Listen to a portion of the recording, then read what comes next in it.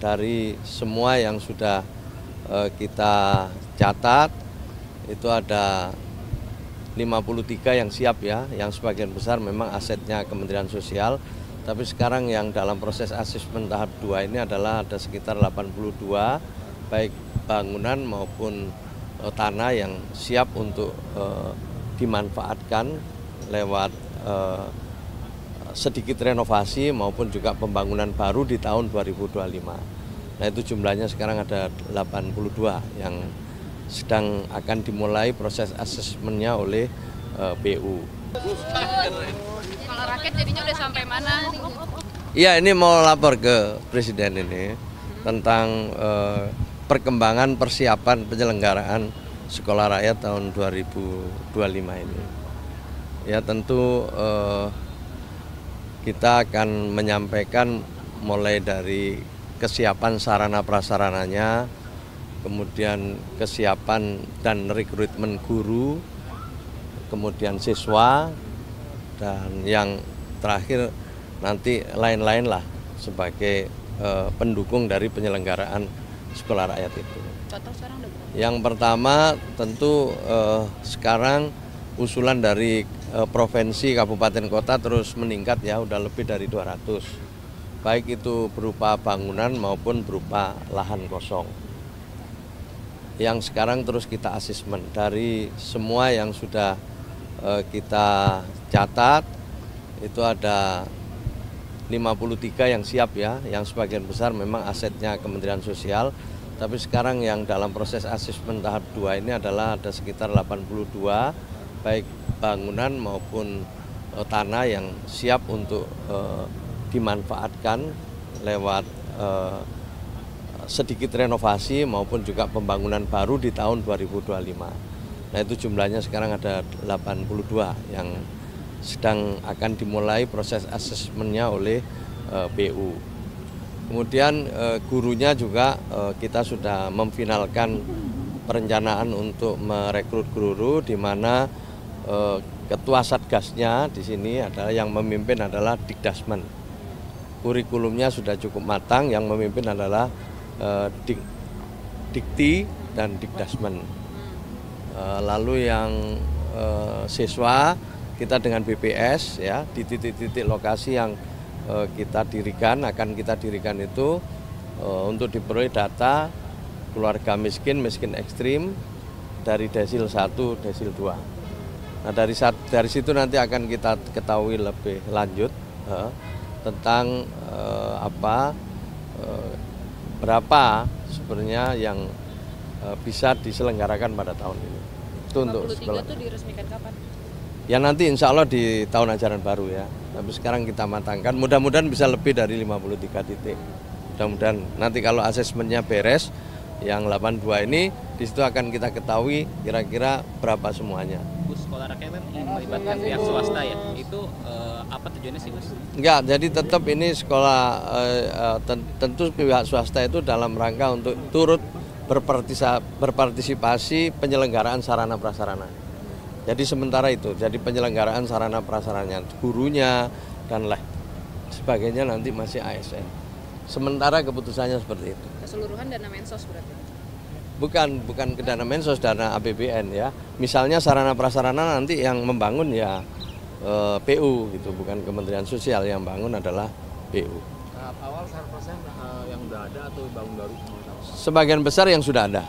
Yang sudah ada mungkin perlu renovasi, tambahan-tambahan gedung atau tambahan-tambahan kelas, tambahan-tambahan ruangan gitu. Yang tahap pertama ini. Nah, nanti baru di tahap berikutnya di tahun 2025 juga akan dimulai di beberapa titik pembangunan dengan prototipe yang sesuai dengan kebutuhan jangka panjang kita. Status gurunya nanti apa, Bu?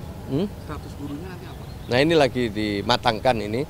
Ya sementara masih ada beberapa pilihan ya dari ASN, penugasan ASN gitu, atau yang kedua dari guru-guru yang telah memiliki sertifikat itu, yang lulus pendidikan profesi guru gitu. Itu yang dua itu yang masih dimatangkan terus. Bagaimana pemerintah menjamin tidak ada diskriminasi di tata kelola pendidikan kita yang sudah ada begitu? Ya, nanti kan kita akan berbagi tugas karena di sini kan tidak hanya Kementerian Sosial ya, jadi Dikti juga Kementerian Dikdasmen ikut, Dikti ikut gitu. Jadi ini juga adalah sekolah pemerintah gitu, yang penyelenggaraannya pemerintah. Jadi kita keroyokan. Rakyat ini kedepannya kayak gimana nih?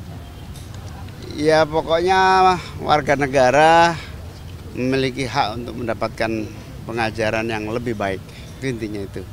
Sehingga di kantong-kantong yang membutuhkan setiap kabupaten rencananya ada.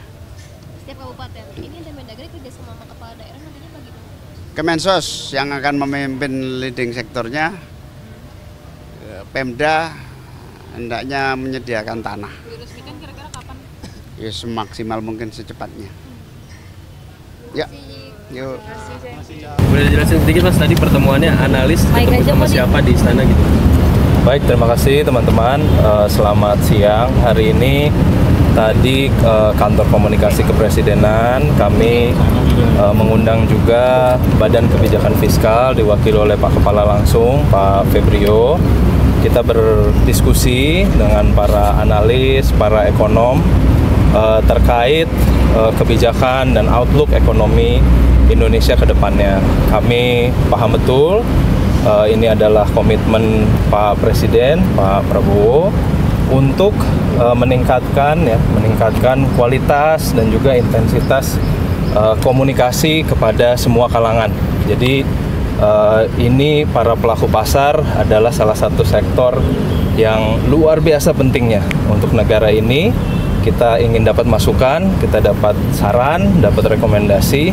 Banyak sekali tadi teman-teman memberikan pandangan terhadap ekonomi negara kita. Dan alhamdulillah masih pada optimis, pada semangat, dan mereka juga berkomitmen untuk membangun negara ini bersama-sama dengan pemerintah. Jadi kita apresiasi diskusi pada hari ini dan tentunya mudah-mudahan ini terus berlanjut ke depannya. Salah satu rekomendasinya tadi apa?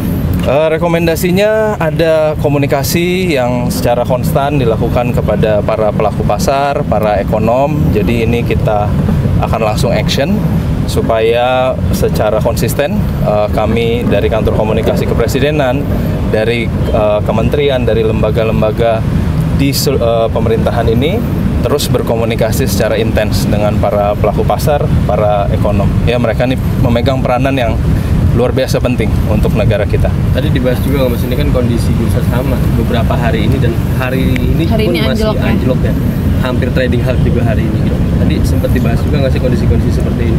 Ada beberapa faktor yang disampaikan, tapi pada intinya mereka confidence, mereka punya satu semangat yang sama. Saya rasa bahwa kebijakan-kebijakan Pak Prabowo ini sudah semakin terlihat dampaknya. Namun memang mereka meminta kita mengkomunikasikan dengan konsisten, tadi yang saya bilang, dengan tentunya jelas dan lugas. Jadi ini juga mempengaruhi pengertian para pelaku pasar, para ekonom terhadap kebijakan-kebijakan yang Pak Prabowo punya. Kemarin waktu rapat paripurna hari Jumat lalu, Pak Prabowo sampaikan komitmen beliau ingin meningkatkan kualitas komunikasi, meningkatkan intensitas dan konsistensi komunikasi dari semua jajaran di bawah Presiden Prabowo. Dan ini akan kita lakukan segera. Artinya akan dibuat rutin atau di saat akan pengambilan kebijakan strategis gitu, Mas? Oh, insya Allah kalau bisa kita buat rutin ya, karena ada beberapa sektor yang kita juga harus menerima masukan secara konsisten. Jadi nggak bisa hanya sekali-sekali ya. Salah satu sektor itu adalah sektor ekonomi tentunya. Pak Prabowo punya cita-cita besar, ingin mencapai pertumbuhan ekonomi 8%, dan salah satu yang memegang peranan ini ya tentunya para pelaku pasar dan para ekonom yang datang pada hari ini. Setiap apa berarti? Oh, nanti kita pikirkan mekanismenya, tapi yang pasti hari ini bukan pertemuan terakhir buat kami, jadi nanti akan dilanjutkan secara konsisten. Sebelumnya kan ada wacana juga Pak Prabowo mau ketemu langsung sama pelaku pasar gitu. Kalau tadi ada permintaan langsung juga nggak sih dari pelaku pasar buat ketemu langsung sama Pak Prabowo?